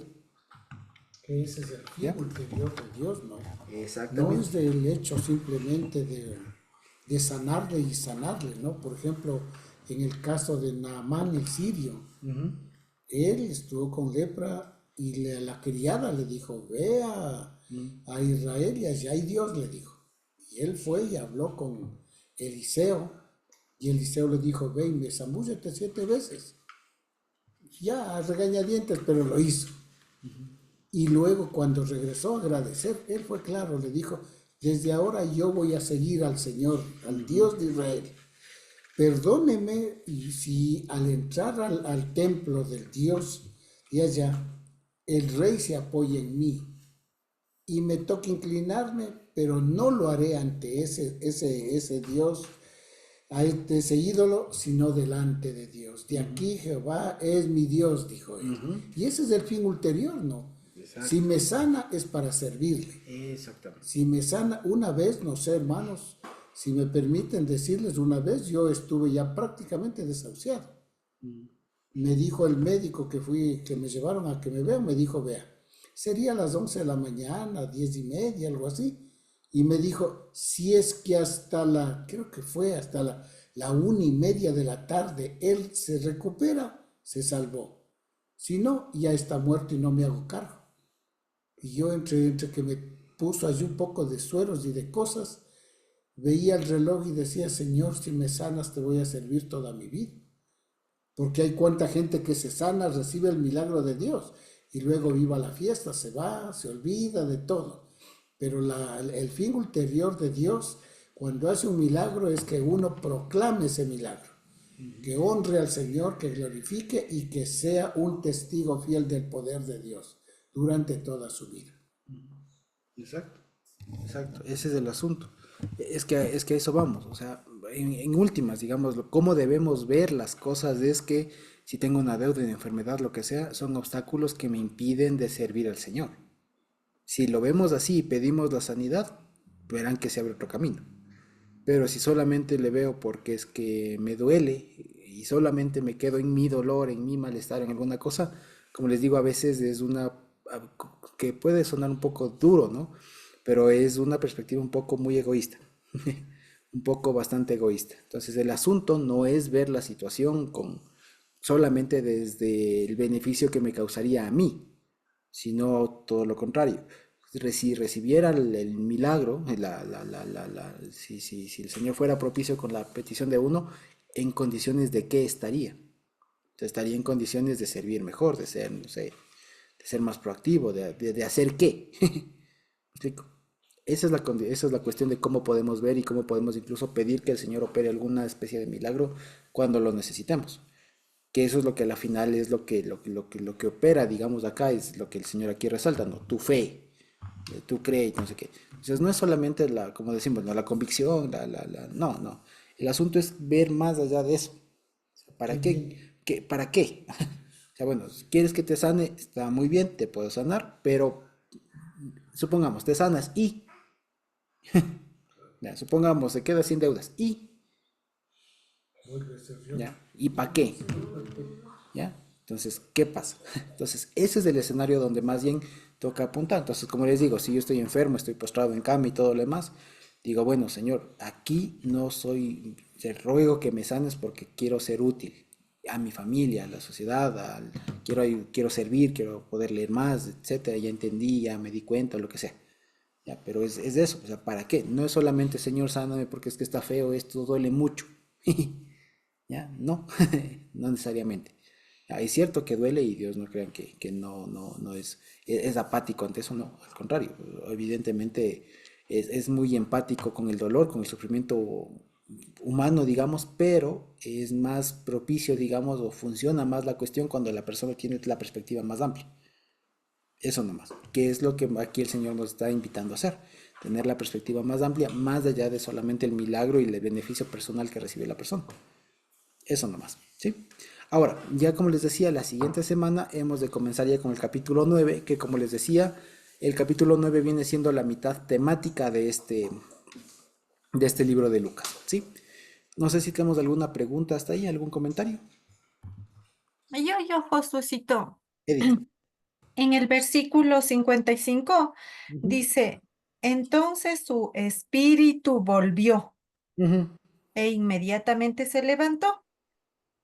En este versículo, ¿qué connotación tiene la palabra espíritu? Su fuerza, su vigor, su vitalidad. Es una forma de decir volvió a vivir. Ya, Sí, no, no es que volvió el espíritu y... No, volvió a vivir. Eso es lo que quiere decir. Su ruaj volvió. O sea, ¿qué quiere decir? Su poder, su fuerza volvió.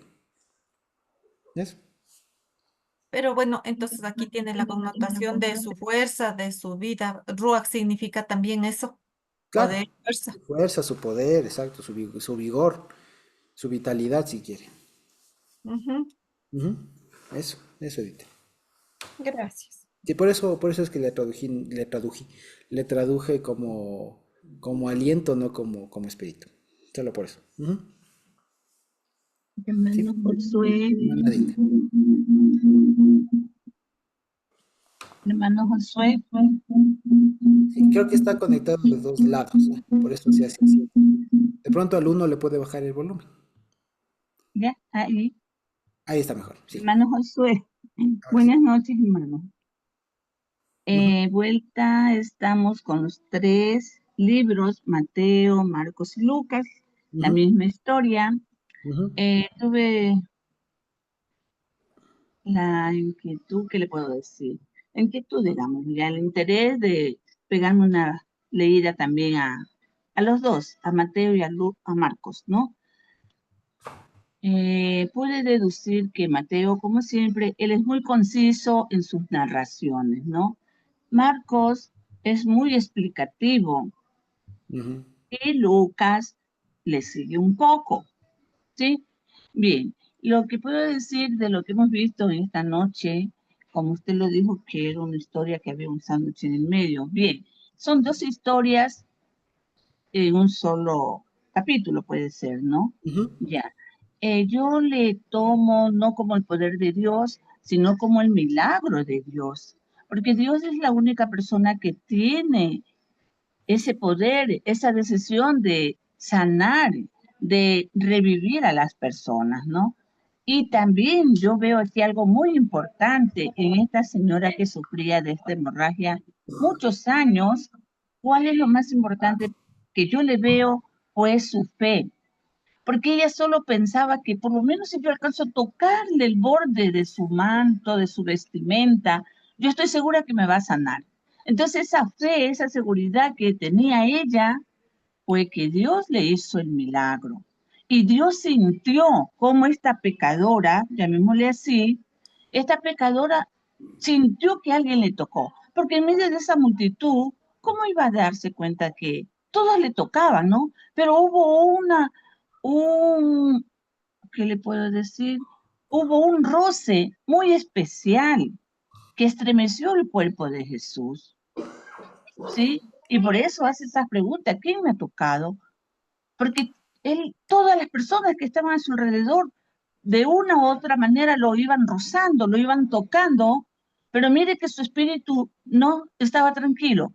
Pero este espíritu de esta señora, esta fe que le tenía para solamente tocarle, alcanzar a tocarle su manto, ella estaba segura que se iba a salvar.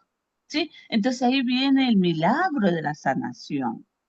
En la otra historia de Jairo, yo veo también ahí poca fe, poca fe, porque él va desesperado buscarle al Señor para que salve a su hija, diciendo que ya estaba muerta, ¿sí?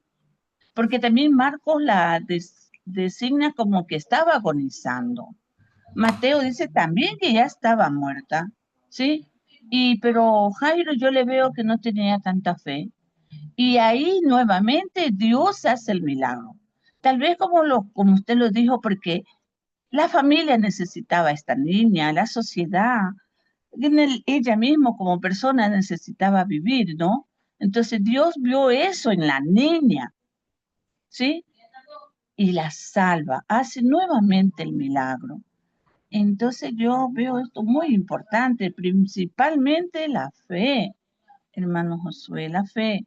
Como dice, la fe mueve montañas y también vemos aquí que faltó fe a Jairo. Esa es mi percepción. Gracias, hermano Josué. Exactamente, como muy bien lo dice, ¿no? Eso es lo que decíamos, a la final lo que operó en ambos es lo que dice el hermano David, no, la fe, pero entendida no solamente como la convicción, la confianza que inspira el Señor Jesús, ¿no? Sino más bien el ser, ¿cómo se diría? El ser firmes en lo que uno ha aprendido. ¿Cierto? El ser firmes, el ser constantes, el ser veraces en lo que uno ha aprendido, en no dar a torcer lo que uno ha sabido, digamos.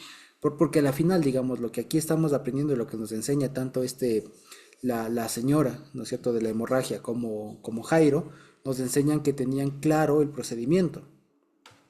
Eso es lo que se aprende acá. Por eso se habla mucho de la fe, porque ellos sabían cómo proceder, ¿no es cierto? ¿Se acuerdan que hemos hablado muchas veces que la fe muchas veces es mayormente procedimental? Más que cualquier cosa, es algo que se practica, es algo que se pone en marcha, ¿no es cierto? Entonces, el asunto es que es tanto la mujer con la hemorragia como el mismo Jairo, nos dan una pequeña clase de cómo es que se pone en práctica, digamos, la petición de un milagro, si se quiere. Entonces la una, desde su condición, lo hace y lo hace bien. Lo hace de una manera que es efectiva. Y Jairo, desde su condición, también lo hace bien. Por eso es que es efectivo.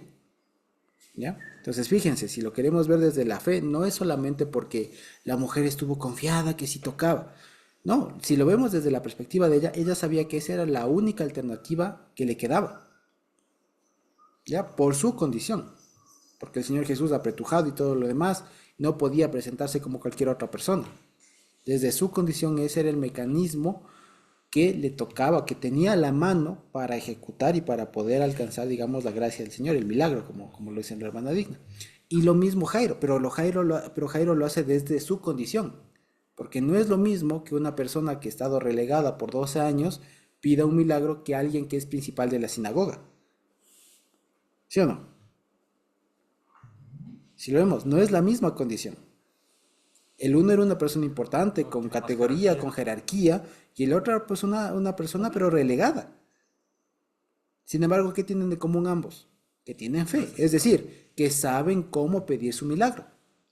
El uno le tiene que invitar a la casa para que vaya y todo lo demás, y la otra, por su condición, sabe que tiene que acercarse de alguna manera. Entonces, lo que aprendemos acá es justamente que lo que decíamos, la fe o la fidelidad, como solemos decir, no es otra cosa sino es una cuestión práctica, es saber tener claro el mecanismo, ¿ya? De cómo puedo obtener, digamos, de cómo puedo lograr por si lo queremos ver así, ¿no? De cómo poder acercarme al Señor de tal manera que sea mi petición agradable y acepta. Esa es la cuestión. Ya les digo, pero ojo, que esto, como les decía, este pasaje también ya viéndolo así, nos permite ver la diferencia de posiciones o de puntos de partida. No es lo mismo que Jairo haya pedido un milagro que la mujer con hemorragia haya pedido el milagro. Son dos posiciones totalmente diferentes. El uno es un rico, el otro es un pobre. ¿Ya? Además, el uno es hombre, el otro es mujer.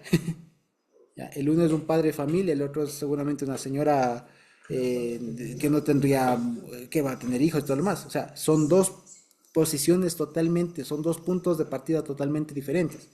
Al punto de vista nuestro, por ejemplo, ¿qué diríamos? Claro, es que es el principal de la sinagoga. ¿Cómo no le va a hacer caso el Señor? Pero no, resulta que en el camino primero le atiende a esta señora. Que lo que quiere decir es que el milagro estaba hecho para ella. Y que la cuestión no es tocarle al Señor, sino saber el mecanismo para acercarse. ¿Ya? Que para la mujer era ese, no tenía otro camino. No podía darse el lujo de decirle ven a mi casa, como lo hizo Jairo. Jairo sí. Sin embargo, los dos, ambos, Jairo como la mujer de la hemorragia, recibieron el milagro. El poder del Señor se manifestó de la misma manera hacia ambos. Si lo vemos. Quizás se sentía indigna, ¿no? Claro, se sentiría La mujer se mal. sentía indigna. Ella lo que dijo es, si solo tocare, lo que quiso es tocar. Claro, Se le salva. pero lo que quiero decir es, ese si solo tocare, ¿cómo hay que entenderlo? Ahora, O sea, es como lo que le quedaba. Porque cualquier otra persona enferma, hagan cuenta, se planteaba la misma situación que la mujer de la hemorragia. No, pues, un cojo iba cojeando y le decía, Señor, sáname. ¿Me explico? Un ciego, Señor, alzaba la voz. ¿Me explico? Pero esta mujer que tenía su condición y todo lo demás, que no podía simplemente decir, Señor, aquí estoy, porque toda la gente le podía hacer un lado, ¿qué le tocaba hacer? ¿Cuál era el mecanismo que le quedaba? Lo que hizo, pues. Pero por eso, pero fíjense, ahí se ve la fe de ambos. Entonces la fe no es solamente esa seguridad de que yo sé que sí topo. No, eso no es la fe necesariamente. La fe es saber que Él es el que me hace, que Él es el que tiene el poder para actuar y cómo lo logro, cómo llego a Él, cómo lo ejecuto, si se quiere. Eso es más la fe. Por eso les decía que cuando leemos ese capítulo de Hebreos 11, no hay que leerlo como por la fe, o sea, por la convicción, por la seguridad, la confianza, la persuasión que tenía, tan convencida estaba que logró tan... No, es que por la fe, es decir, por la metodología es que hicieron. O sea, la fe es mucho de método, si se quiere. O sea, en otras palabras, cambie la palabra fe por método, por método. O sea, si lo cambiamos así, ¿ya? Si lo cambiamos así, fíjense, lo que le diría a la mujer es, hija, tu método te ha salvado. Me explico. Lo mismo al Jairo. No te preocupes. Ten método, o sea, sigue los pasos y tu hija va a ser salva. ¿Sí o no? Y si lo leemos desde esta perspectiva, todo lo de Hebreos, fíjense, por la metodología, Abraham tal cosa, pero la metodología Noé tal cosa. Porque tenían, si se quiere, el método de Dios. La forma en cómo hacer las cosas bien. Entonces, por eso les decía, si queremos podemos leerlo así, fíjense, ¿ya? Como para poder cambiar un poco la perspectiva. Hermano Josué, Sí. pero también puede darse que la señora, ella solo tenía en su mente tocarle para ser sanada, ¿sí? Tal Sí, vez por su claro. condición de vida, ella no tenía el conocimiento que tenía Jairo sobre Dios. Nosotros ya vimos que fue un milagro, que fue el poder de Dios que le hizo sanar. Pero Porque simplemente la señora tenía en su mente, porque era una mujer pecadora, tocarle el borde de su vestimenta y ya decía, ya estoy sanada. Ujú, Ya luego los de afuera vieron que esa sanación era un milagro. ujú. Exacto, exactamente. Sí, tal cual. Tal cual. Lo único que quiero ver es una cosa, ¿no? Que no hay que poner tanto el énfasis en la convicción de la persona. Porque no es una cuestión de convicción. ¿Ya? Es como, por ejemplo, ¿qué les digo? Ustedes de pronto se acuerdan del colegio si de pronto nos dieron química. ¿Ya? No sé si ustedes fueron a un laboratorio, por ejemplo. Pero yo me acuerdo, en mi caso me dieron química, logré estudiar algo. Y me acuerdo que ya en el laboratorio, con las gafas y con el mandil y con todas las cosas, uno trabaja con químicos, con sustancias que así en el ambiente normal son tóxicas, son peligrosas. Pero ahí nos decían, mezcle tanto de tal cosa, mezcle tanto de tal cosa. Y claro, uno pensaba que les explota esto. Puedo tener mucha inseguridad, o sea, mucha desconfianza, pero como estoy siguiendo el método, estoy siguiendo los pasos, lo que me diré es, cálmate, o sea, solo pon los gramos que corresponde y verás que no explota. Ya, eso es lo que pasa acá. Entonces, lo que quiero decir es, incluso la persona puede ir con miedo, puede ir con temor, puede ir con dudas. Como el hombre, ¿Ya? como el hombre que dijo, Señor, si quieres puedes sanarme. El Señor le dijo, quiero. Exacto. Exacto, el hombre no sabía si le iba a sanar o no. ¿Ya? O sea, tengo dudas. Pero fue. Ya, pero fue. Entonces, por eso les digo, la fe no es cuestión de seguridad, no es cuestión de convicción, de persuasión, de estar convencido. No, la cuestión es seguir pasos, de seguir el procedimiento, como les digo, de método, de saber cómo. Igual, perdón, fue que cuando Elías se enfrentó a los 400 profetas de Baal, ¿no?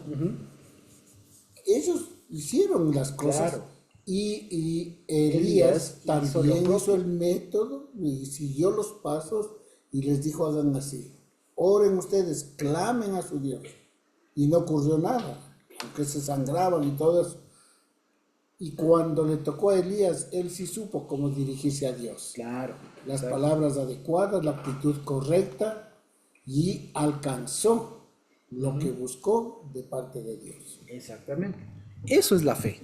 Entonces, cuando pensemos en la fe, no es solamente, por eso les digo, cuando digamos a algún hermano, hermano, tenga fe, no es hermano, pero confíe, métale ganas. No. Lo que le estamos diciendo es, a ver, siga los pasos que haya que seguir. Así tenga dudas, pero siga los pasos que haya que dar. ¿Ya? Eso es a la final tener fe, si ustedes quieren. Entonces, miedo Hermano se puede José, tener. Sí, podemos poner el ejemplo de la destrucción de Jericó, cuando el pueblo de Dios rodeó cuántos días hasta que cayó las paredes y Jericó exacto. fue destruida. Podría ser un ejemplo también eso, Claro, en realidad todos. Verá, vamos a ver. porque ahí siguió los pasos que le dijo Jesús. Exactamente, Dios, exactamente, tal cual. Fíjense, vamos a ver. En el famoso Hebreos 11, como para ir terminando por ahora, ¿ya? Fíjense, ¿no? Ya sabemos que ese versículo 1 hay que corregirle, ¿no? Porque ahí está mal. Es pues la fe, la sustancia de lo que se espera, ¿no es cierto? Sí, la sustancia, la esencia de lo que se espera y la demostración de lo que no se ve. Si ustedes se dan cuenta, no es otra cosa que método. La fe es la sustancia de lo que se espera, es decir, la demostración de lo que no se ve. Dicho de otra manera, es el método, son los pasos a seguir. Entonces dice, fíjense, porque por ella alcanzaron buen testimonio los antiguos. Fíjense, entonces, si cambiamos la palabra fe, ya no por fidelidad, sino por método, y si ustedes quieren, método divino, ¿ya? Método de Dios, vean lo que dice. Por el método de Dios entendemos de haber sido constituido el universo por la palabra de Dios. ¿Sí o no? De modo que lo que fue hecho, de modo que lo que se ve fue hecho de lo que no se veía. Por el método de Dios, Abel ofreció a Dios más excelente sacrificio que Caín. ¿Ya? 5. Por el método de Dios, Enoc fue traspuesto para no ver muerte y no fue hallado porque lo traspuso Dios. El 6. Pero sin método es imposible agradar a Dios. ¿Cambia o no cambia la perspectiva? No es sin fe, sin convicción, sin ñeque, sin... claro que cambia. Método. Es que hay que saber cómo hacer. Por eso fíjense, si es que nos vamos ya al final, dice, ¿no? Dice, acá más abajo, ya les digo, está acá aquí lo que decía, por ejemplo, nuestra hermana Digna, fíjense en el 30, ¿no? Dice, por el método cayeron los muros de Jericó. ¿Por qué? Porque siguieron los pasos, como bien lo dijo nuestra hermana Digna. Fíjense, y dice, vean, en el 32, ¿y qué más digo? Porque el tiempo me faltaría contando de Gedeón, de Barak, de Sansón, de Jefté, de David, así como de Samuel y de los profetas, que por el método conquistaron reinos, hicieron justicia, alcanzaron promesas, taparon bocas de leones, apagaron fuegos, evitaron filos de espadas, sacaron fuerzas de debilidad, se hicieron fuertes en batallas, pusieron en fuga ejércitos extranjeros, las mujeres recibieron sus muertos mediante resurrección y otros fueron atormentados, etc. Fíjense ustedes, si lo vemos, como les decía, es que la fe es operativa, la fe es saber cómo hacer. Por eso es que, y esto como les decía y como lo dice Gálatas, la fe, método, no es uno, es un don de Dios.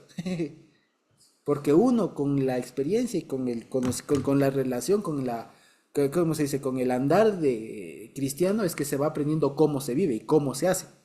Y se conoce a Dios y sabe cómo dirigirse a Él. Exactamente. Porque hay pasos. O sea, Dios no es uno que haz como te parezca, ¿no?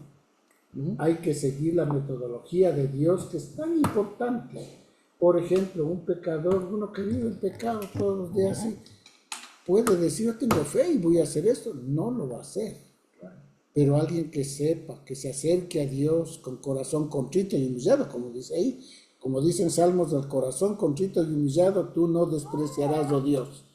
Entonces, en esa actitud, que es también parte del método, ¿no? La actitud delante de Dios va a alcanzar, va a alcanzar. Y ahí tenemos ejemplos en cantidad en el Antiguo Testamento, diferentes formas de cómo Dios ha establecido, esta es la forma como van a conseguir las cosas. Exactamente. Hagan esto y alcanzarán. Exacto. Eso, fíjense. Entonces, fíjense ustedes que entonces, si lo queremos ver incluso más así, si queremos hablar de alguna palabra en hebreo, vean, los mishpatim, que son los procedimientos de justicia y demás, eso no es otra cosa sino que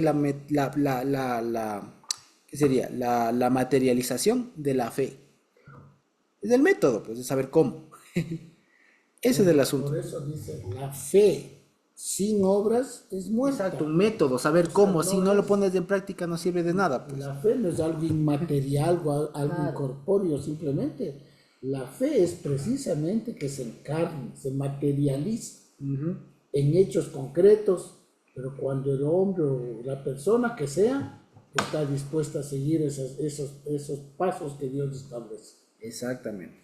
Entonces, fíjense ustedes que por eso como les decía y siempre les he dicho, no me interesa a mí tanto compartirles algo de fondo, digamos, ¿no? De que aquí el Señor salva, el Señor hace milagros, porque ¿quién no sabe que el Señor hace milagros? Lo que falta, y siempre creo que ha faltado a la iglesia, es mucho esto, método. O sea, que tengan fe. ¿Me explico? ¿Por qué? Porque es que cuando somos muy bonitos, hasta que son muy bonito, muy hermoso, hasta cuando salimos al mundo real y ya no sé qué hacer. Me falta la fe. Y no es porque no esté seguro de que Dios puede hacerlo, sino porque no sé cómo. Ese es el asunto. Entonces yo creo que es un buen momento ahora para que reflexionemos al respecto, ¿no? Y que pongamos, y esto como les decía, esto más allá de, y además de ser un buen ejemplo de dos milagrazos que se hace el Señor a través de su poder, pero también es de método. O sea, es un tema de que dos personas en posiciones totalmente distintas ejecutaron la voluntad del Señor. Se acercaron a Dios y recibieron y fueron beneficiarios de un milagro. Pero fíjense, ya les digo, un hombre rico, poderoso, un principal de la sinagoga, recibe un milagro y para hacerlo lo invita a la casa y todo lo demás. Y la otra, en cambio, no tenía esa ventaja, estaba desde otra posición. Pero también logra hacer la cosa y lo logra. Y ella sabía que para su situación bastaba con tocarle el borde del manto. Jairo no. Jairo estaba desde otra posición, tenía que hacerlo de otra manera.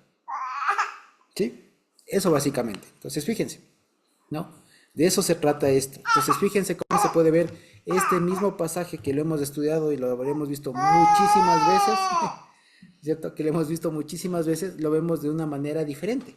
Lo vemos de una manera un poco más práctica, más metodológica en ese sentido, ¿no?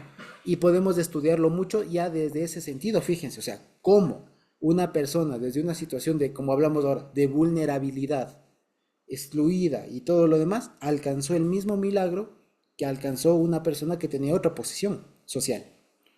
Lo cual también incluso nos dice entre líneas también que el Señor no tiene preferencia. Actuó de manera milagrosa y poderosa tanto con el rico como con el pobre. Con el ciego, ¿Ya? Bartimeo, Con el ciego, con el cojo, con el que sea. O sea, Dios no dice, este es rico, no le ayudo. O este es pobre, le ayudo más. No, Dios es justo. Y Dios opera, digamos, en la medida en que uno siga los pasos. En la medida en que uno tenga fe. Eso básicamente. ¿Sí? No sé si tenemos alguna otra pregunta. A mí me gustaría a decir algo ya. De esto de la mujer que tuvo el flujo y fue sanada por Jesús, ella era realmente rechazada por lo que tenía ese contexto, ¿no? pero me supongo que ella tenía esto como en secreto para poderse involucrar en la multitud, porque si la multitud sabía la condición de ella, capaz que le hacían a un lado. Entonces, para mí, ella tenía un secreto. Y como ese secreto no podía llegar a nadie, entonces ella buscó me imagino que ella escuchó de Jesús que venía haciendo milagros. Entonces ella salió de su casa en su condición que estaba, porque como mujer le puedo decir realmente, no sé, las demás mujeres que estamos aquí, cuando nosotros teníamos un periodo, o sea, se siente bien mal y peor con esos flujos que ella tenía, ¿no? Yo le puedo decir porque yo lo viví.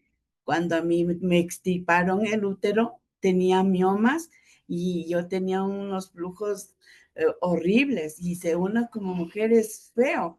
Yo sabía decir sentada o acostada puedo estar tranquila, pero me paraba y eso era, la sangre fluía como abrir el grifo de agua. Y yo creo que así ha de haber sido para ella y más en esa época que no había toallas higiénicas, pañales y tanta cosa, debe haber sido horrible, horrible eso lo que estaba viviendo.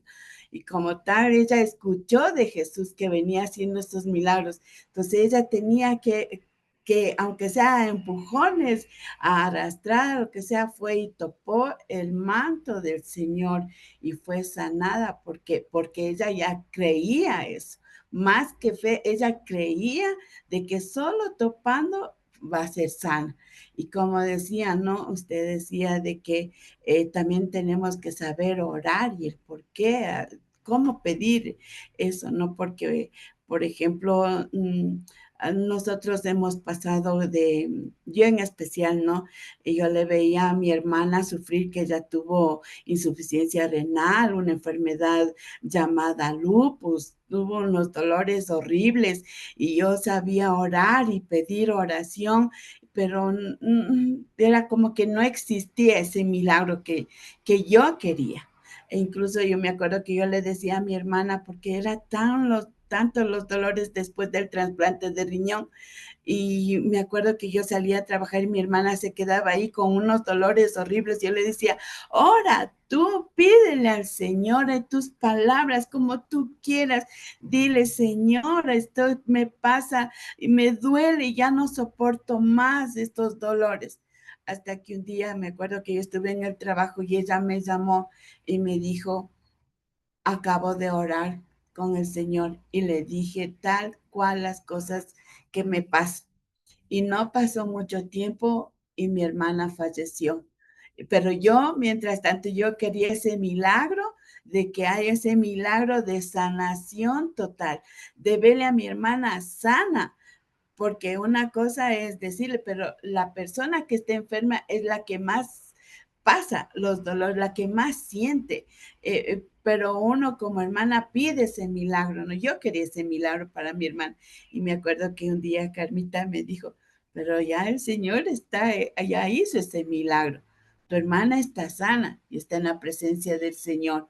Realmente puedo hacer eso, de que ahora sí puedo decir que mi corazón está sana y puedo creer y entender que sí, mi hermana está en la presencia del Señor y se acabó todos los dolores, pero solamente es cómo nosotros oramos, cómo nosotros miramos y como esta mujer de flujo con lo que pasó y como les digo, de lo que yo lo viví, porque a mí me pasaba esos flujos horribles, fue realmente bien feo.